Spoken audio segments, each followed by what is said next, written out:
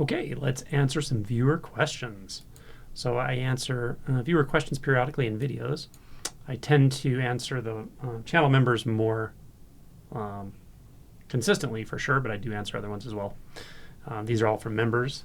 And yeah, hit me up. We'll see if I get back to you. Hopefully I can get back to most people who are channel members, but I can't always get back to everybody. More and more videos have more and more viewers, so it makes it a little tricky. This first one's from a guy named Eric, Human Appliance. Eric, Human Appliance. My path to awakening was in large part seeing through all narratives, really knowing that they can be dropped and you don't have to bind into the me they offer. This is so good. If I could describe what awakening, what the event is, what the mechanism of letting go really is for that initial shift, it is exactly this. Realizing you don't have to grab one more thought of any kind.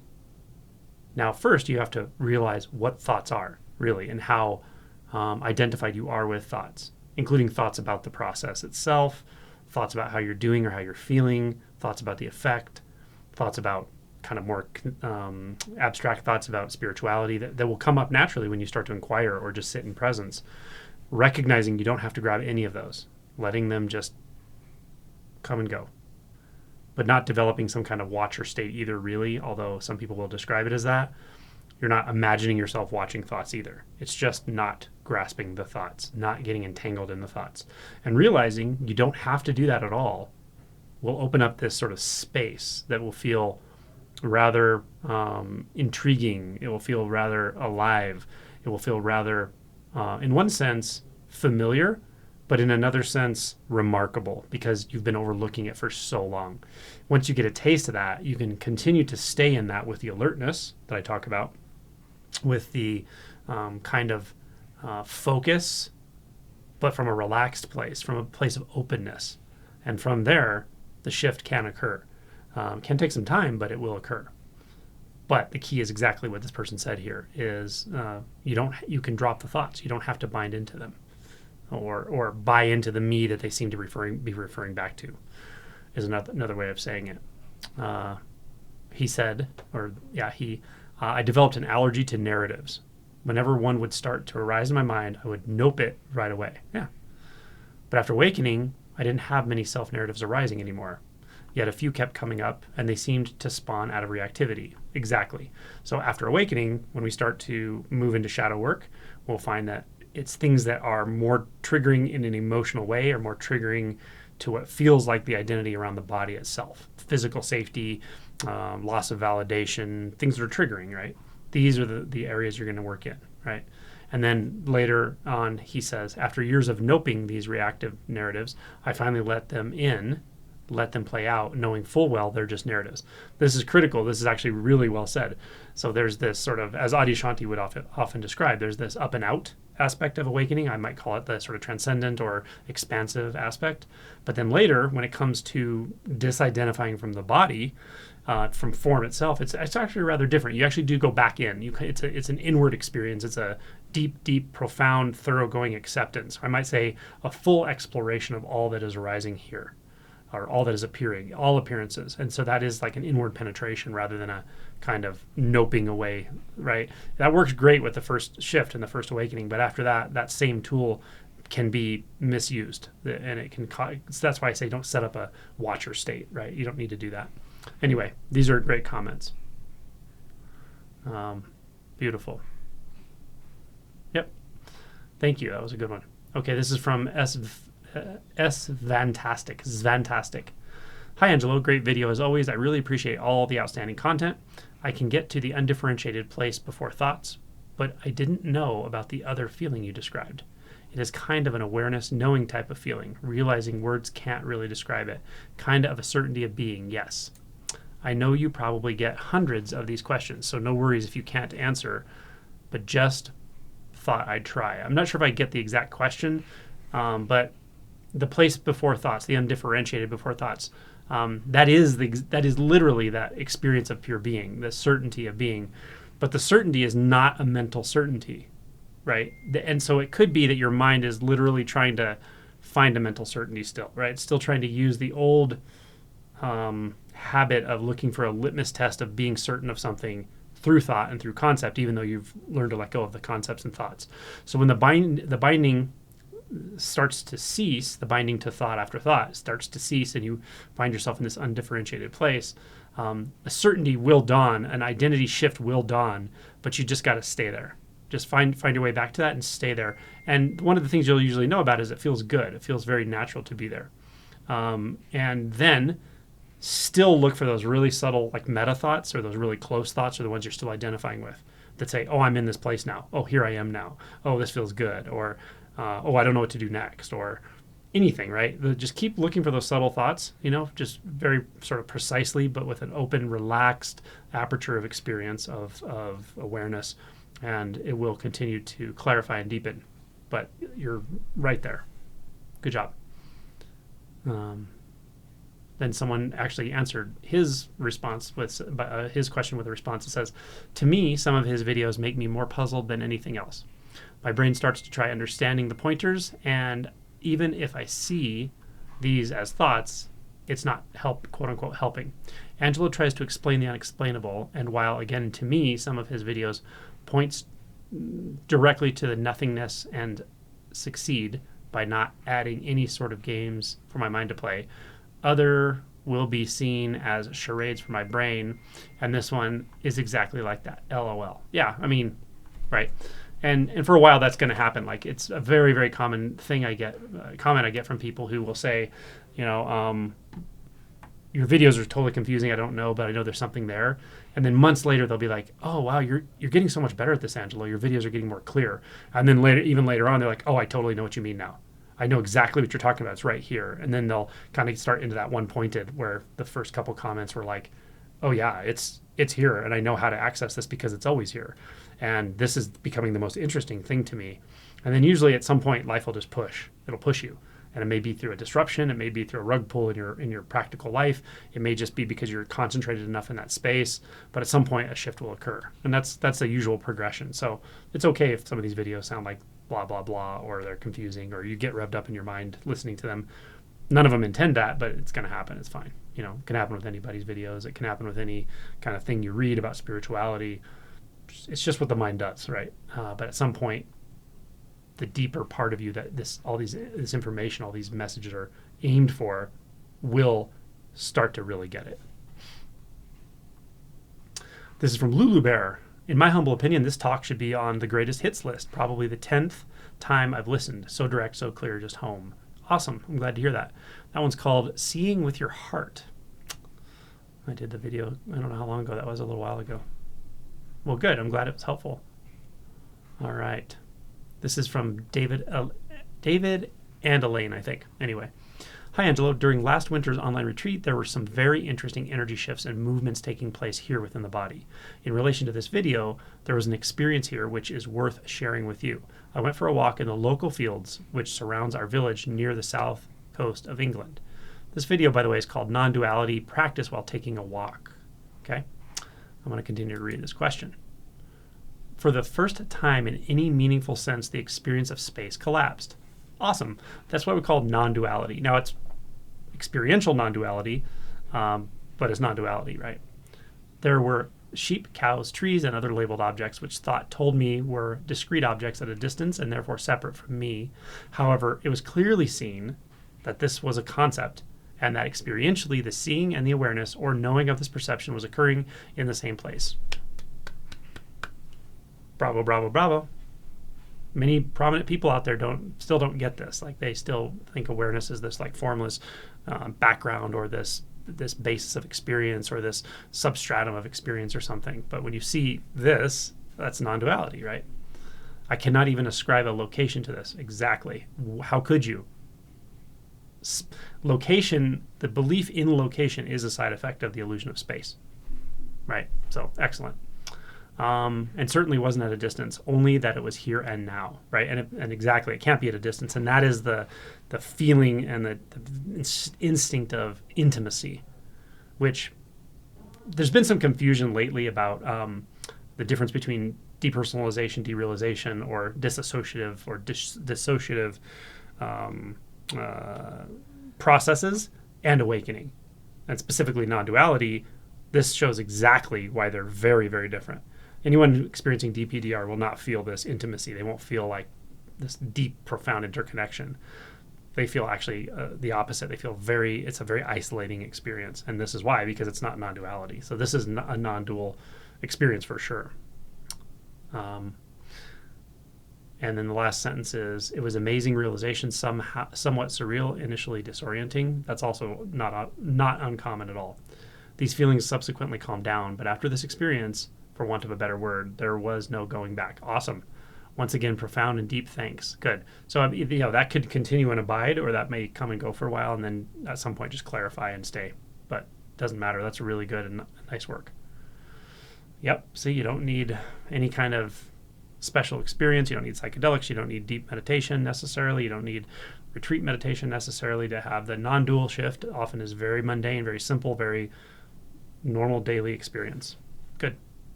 Okay. This is from Paul de la Salle. Pretending and faking, the two core tenets of this experiment stance before the shift. Always trying to be something to someone. Yeah, right? This is, the video is called Awakening is Hiding in the Last Place You'll Ever Look. His statement is so true, right? It sounds vulnerable and kind of like it might be embarrassing for some people to see that about themselves or something, but the truth of it is everybody's doing it, right? That's what we're addressing. We're addressing that falseness, that fakeness, that's sort of supposed to be hidden, right? It's supposed to be like something we bury and we don't actually admit outwardly that I'm always trying to, project an image of myself onto others. I'm always trying to be something for someone or whatever, right? All conceptual stuff, all habitual thoughts, beliefs, memories. That's not authenticity though, right? And so authenticity is often the first step, is just realizing A, that's uncomfortable, and B, I really want to do something about it. And authenticity leads you directly into the path of awakening, if you're willing to go where it's going to take you. Okay, this is from Basile. Exactly, so right about sound. Everything is perfect when the cries of babies or loud rumbles become a symphony. There you will have found your magic. So good. This is in reference to the interview I did with Kim. Oh no, Double Barrel Non-Duality with Kim, part 2.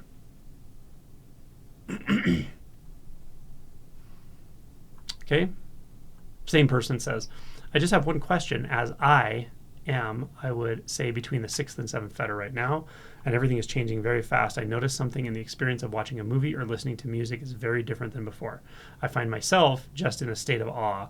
Like a child, I get caught in the action of the movie, for example, but it's kind of hard to get a grip on the story and even pretty, what I would have called before, bad movie. It feels like it's really hard to put that label or any label on it. I know what you mean.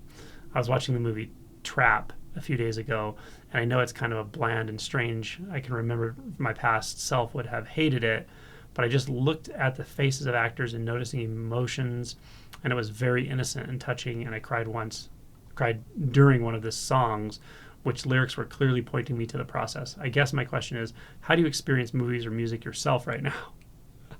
Hope it's okay to place to ask questions. Yeah, of course. Thanks a lot for everything. Your channel is kind of the most important thing in my life right now. It has become like that for me. Like the non-dual clarity becomes baseline, and so it's, even though it's kind of awesome all the time, it's also just how it is. So it's not like you're not necessarily in awe of it exactly, but there's an awe that's just natural, right? So yeah, the textures and the sensations and all of it that come so naturally with everything, they tend to calm down over time because you just get used to it, I would say. So so there's less of that like holy what the kind of thing when it's always like this. But the part about movies, like the story of movies losing you, that's definitely true. So it's a lot harder for me to follow stories anymore, mostly because stories don't interest me so much, right? Like, because they're stories. Now, interestingly, there is an art form that I could say is storytelling or novel writing or good movie, writing or producing or directing. So there are ways to tell stories as an art form itself, and that shines through to me. It feels archetypal. It feels like something very much deeper, something visceral is being spoken through that. through that story, through that narrative. And that's really cool, but it's interesting how different that is than a sort of stereotyped, mind-identified type of story, which is very hard for me to follow anymore. So I don't know if that's helpful, but something like that. Okay, it's from Barb Sullivan. Barb, it's nice to hear from you, as always. She said yes to the one called Attention, the Raw Material for Awakening. Barb is awesome. We did a double barrel non-duality not too long ago. She did a fabulous job. Okay, this is from P. Chivanowicz. The community you all have created is a big, close, and long hug. Here's a hug with a smile and a emoji. They're basically just saying that they felt a sense of community with the Q&A that I did in September 2024, which is this month. Ashley Stewart says, this thought came up while watching this video. This is weird now, but it's a good weird. And yet, even though it's a good weird, when things get heavy, I feel it everywhere with not much thought. It's very hard to explain via words, actually. Yeah. It's from the video called If I Awaken, Will I Know It? Ashley, thank you. Yeah, a lot of your comments and interactions lately have felt like this, where it's like truly ineffable, right? What can you say about any of this? And yet there's that clarity and that certainty of just knowing where truth is and how truth is, and it's right here.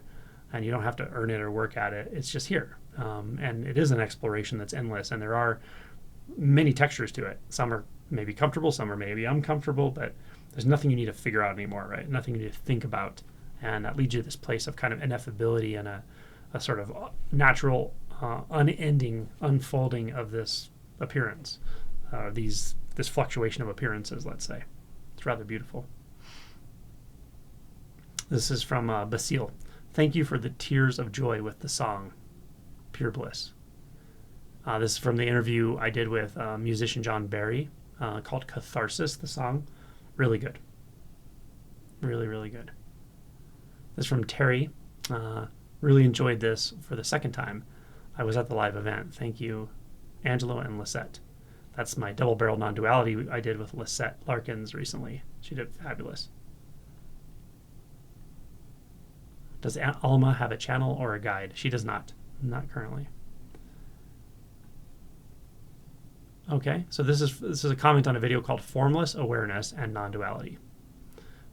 The sound has been the first thing that became really obvious non-dual for me, and now everything is harmonious always. What a blessing being able to enjoy babies crying or dogs barking.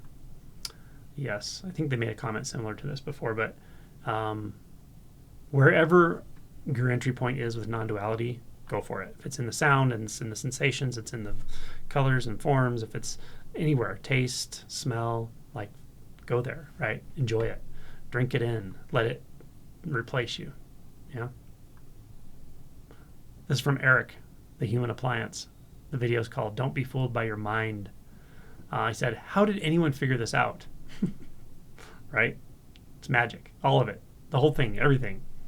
How does anything happen? How does this happen? How does this appear? How does this appearance appear out of nothing as nothing, and yet this radical intimacy, this radical sense of interconnectedness, and yet this is clearly not part of anything, arising from anything, not departing anywhere. It's just this, so simple, as direct as it could possibly get.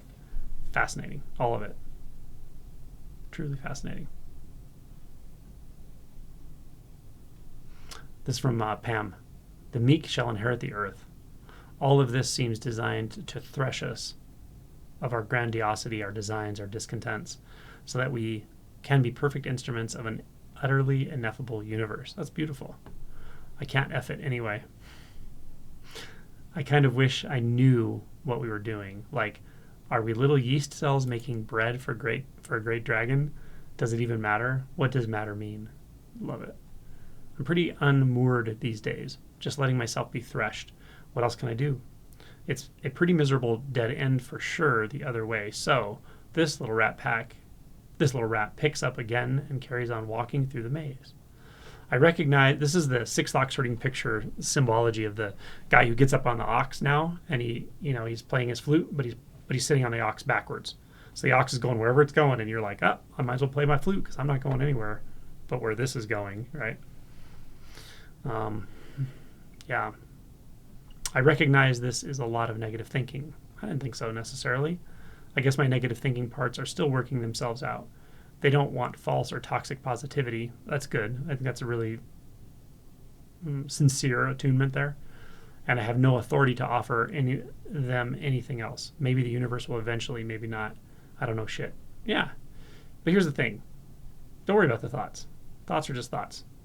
Realization will clarify and deepen, and then thoughts will still be there for a while. You're always probably going to have some form of thoughts or another periodically or whatever. They're thoughts. They don't mean anything. It's not whether or not thoughts are there. It's not the content of the thought. It's really whether or not there's a reaction to the thoughts and a buy-in to the thoughts. And a belief in the thoughts. But the belief is formulated from the reaction and buy-in. This is from P. Chabanowicz.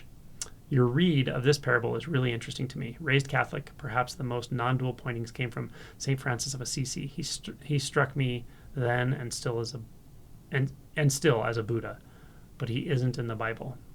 Yeah, true.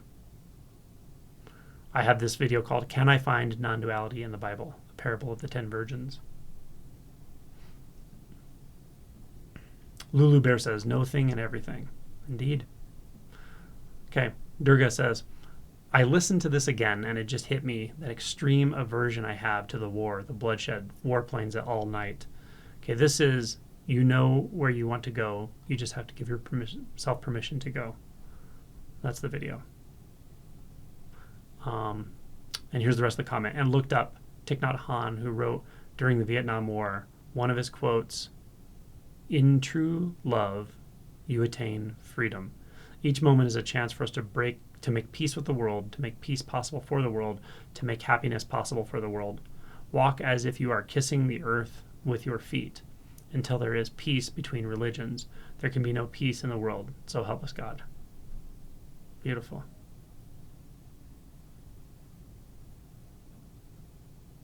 This is from Autumn. Saving this one. Thanks, Angelo. Talking about dissolving reactivity, common sticking points. If you're interested in fourth and fifth fetter, check that one out.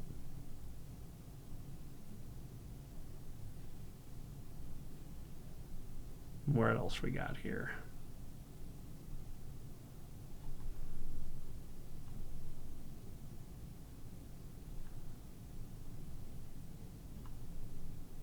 Boundless John says, I couldn't stop giggling. I love it as always. The whole thing is just so hilarious. That's from Awakening. What is it and how do we do it?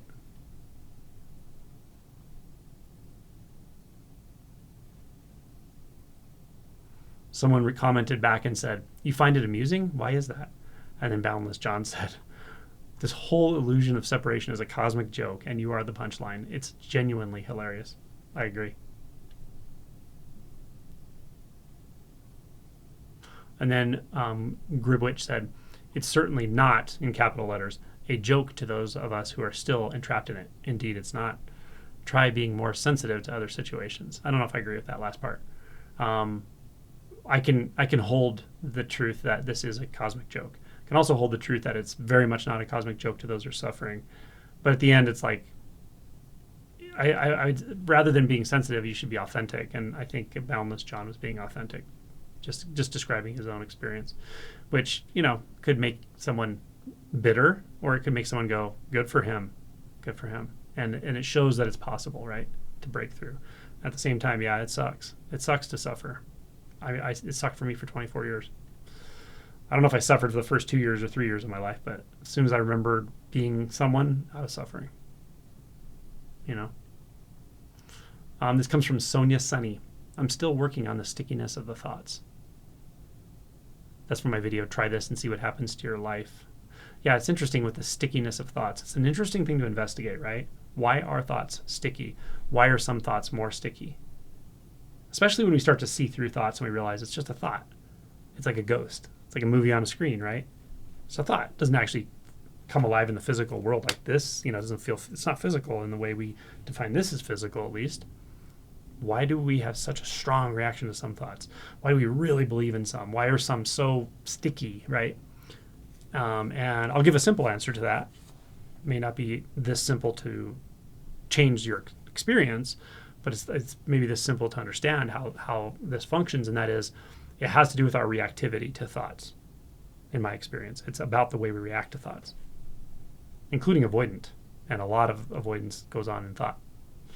Okay, cool. Thank you, everyone, for your questions. I'll do this periodically. I used to do it once a week. It's been a little while since I've done it, mostly because of retreats and stuff, but I do like answering your questions. I still type them in and answer them that way as well. And I appreciate everybody and your contributions. All the channel members who donate is much appreciated, because I use that money to edit videos, buy equipment, pay for my virtual assistant, like many things. Lots of subscriptions are required for all this.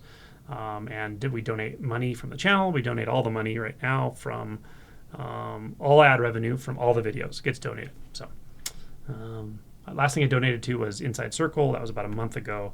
I need to make another donation for about a 2-month period in the near future. So, but I appreciate it, and y'all are awesome. Thank you so much. See you soon.